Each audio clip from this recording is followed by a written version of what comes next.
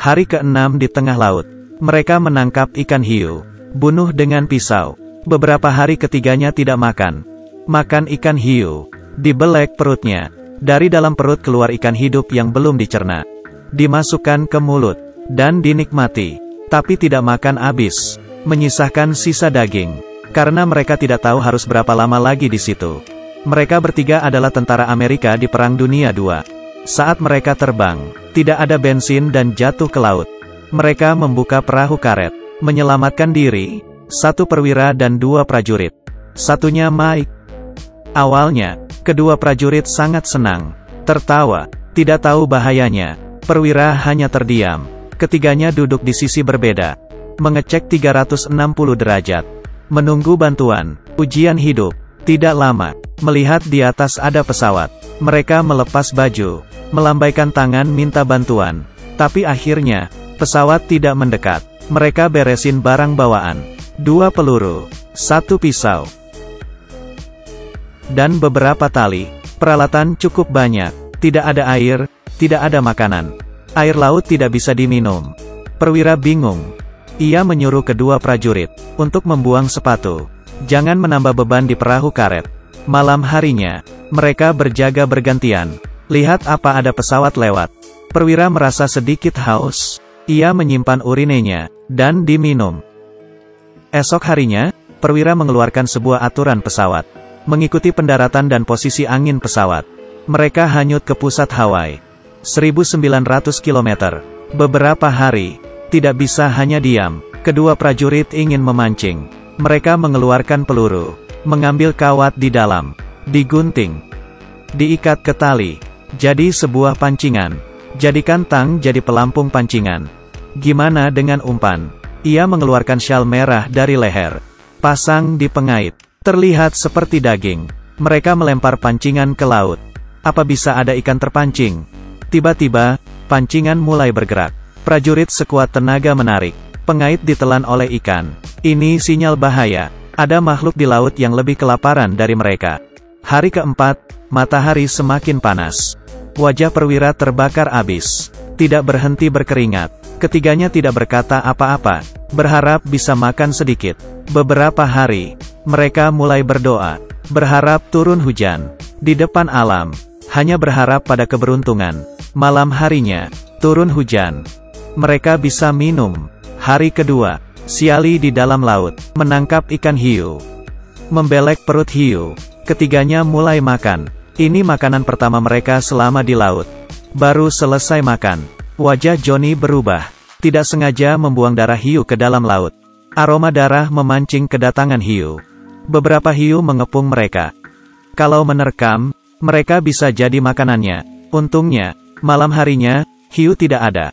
Tapi saat itu, Johnny terbangun, mencuci wajahnya. Tiba-tiba tangannya tergigit dari dalam air. Ia menarik tangannya. Belumuran darah. Temannya Mike menembak ke arah laut.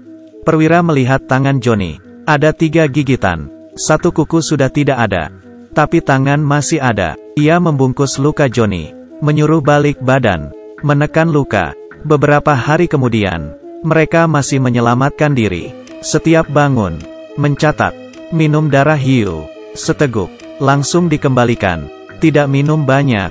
Tapi dengan cepat, air juga habis. Mereka berdoa turun hujan. Johnny berusaha menangkap ikan. Tapi tidak beruntung.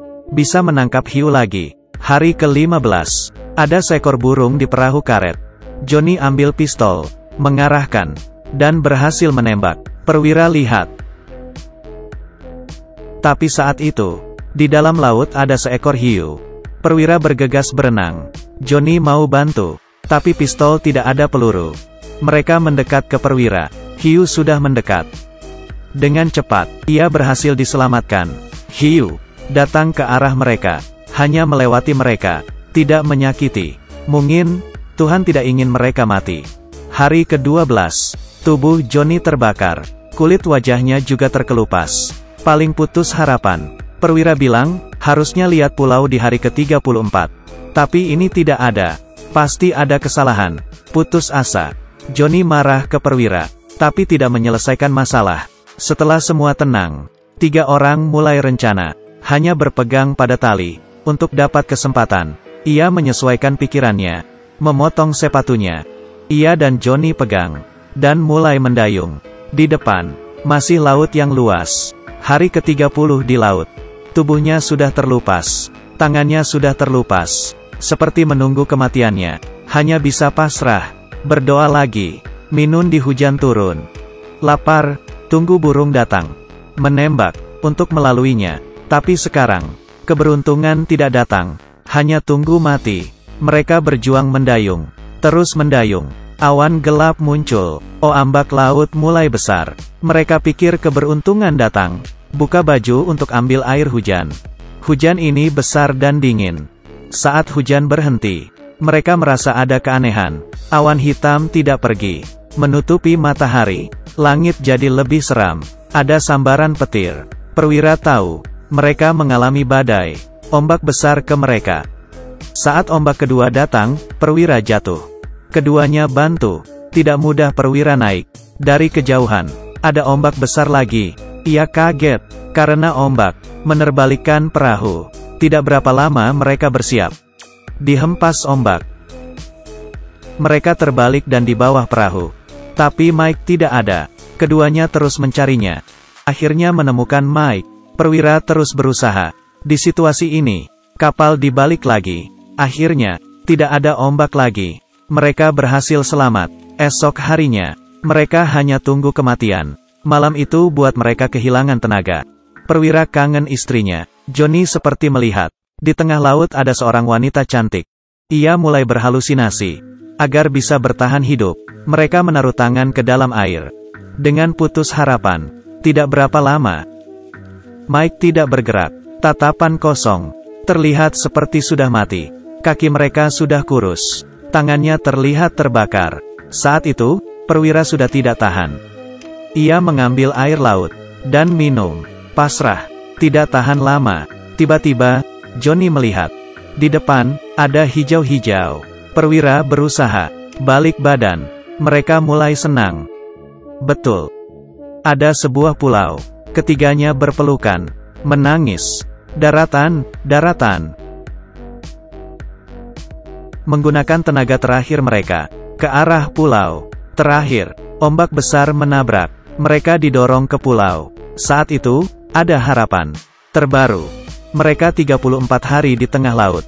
Ini cerita nyata Perang Dunia II. Saya terkejut, dan juga terharu. Mereka menghadapi kematian dan keberanian.